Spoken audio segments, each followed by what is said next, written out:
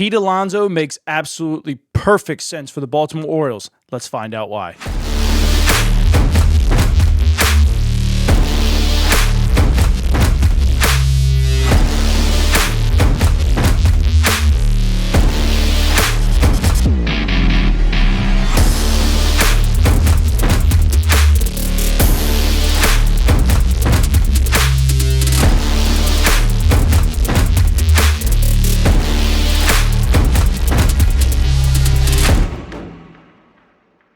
Now, I know the very first thing you're going to say is the Orioles need pitching, and I'm probably not going to disagree with you, but I'm going to give you some facts here of why I think Pete Alonso is priority one. The Orioles just flat out haven't had a very good first baseman in years. Now, Ryan Mountcastle was the last time they had a first baseman hit over 30 home runs, and that was his rookie season in 2021. 2021 was also the last time the Orioles had a first baseman that hit over 70 RBIs. Now, first base is a prime position to drive in runs, and they just haven't had it. I'm going to provide you some stats of what our first baseman did last year, and then what Pete did, and how he could elevate this offense. So, Orioles first baseman last year. So, this is everyone who took an at-bat as a first baseman for the Orioles just last year. A batting average of .243, which was ranked 21st in baseball. An on-base percentage that was .310, which was also ranked 20th. Slugging, .369. That was 27th. On base plus slugging, .679. That was good for 24th. Weighted on base average, .298, which was also 24th. Home runs, just hit 14. That was dead last in baseball. RBIs, just 60. Dead last in baseball. Walks, they had 51. That was 20th. Strikeouts, they had 153. That was 10th most. Hard hit percentage, 31.1%, 24th in baseball. Runners in scoring position stats here. They hit 266, 358, 381, and 739. And they ended ranking 16th, 21st, 7th, and 20th.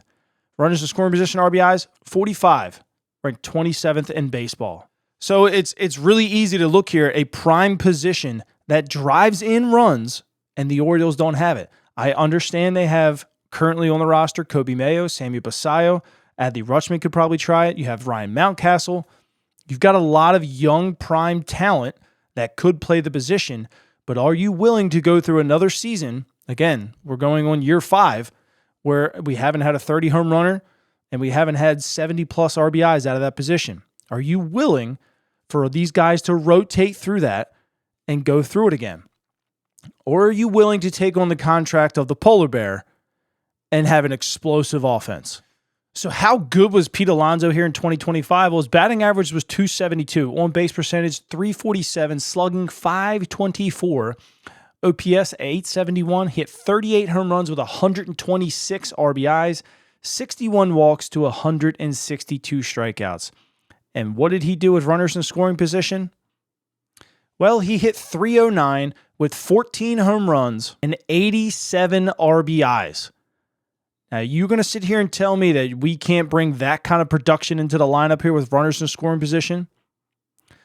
This guy had more RBIs with runners in scoring position than anyone on our team. What kind of productive player has he been since 2022? Well, he's hit .276 with 50 home runs and 303 RBIs. And what I found the most impressive about this is since 2022. It's 118 walks to just 164 strikeouts with runners in scoring position. 164 strikeouts since 2022 with runners in scoring position. He only had just 47 of those strikeouts in 2025 with runners in scoring position. And we're talking about with 175 at-bats. Now, it's not amazing, but it's a 21% K rate. Again, better than almost everybody on the Orioles. And when you go back to 2022, it's just a 20% K rate. The Orioles just themselves, every single person that took an at-bat last year had a 25% K rate with runners in scoring position. We all remember him. So you're looking at one of the premier hitters in this game. He just turned 30 years old. He's got a ton of walk-off hits. He's got a ton of home runs. You know, he's made several adjustments to his swing over the years. He's gotten better. 2024 was a little bit of a down year compared to 23 and 25, but I don't care. We talked about it in the beginning. The Orioles haven't had that thumper at first base in a long time, since 2021. Ryan Mountcastle has kind of gone down the hill every single season since. Can you wait for Coby Mayo? I don't know. Can you? What if it doesn't work?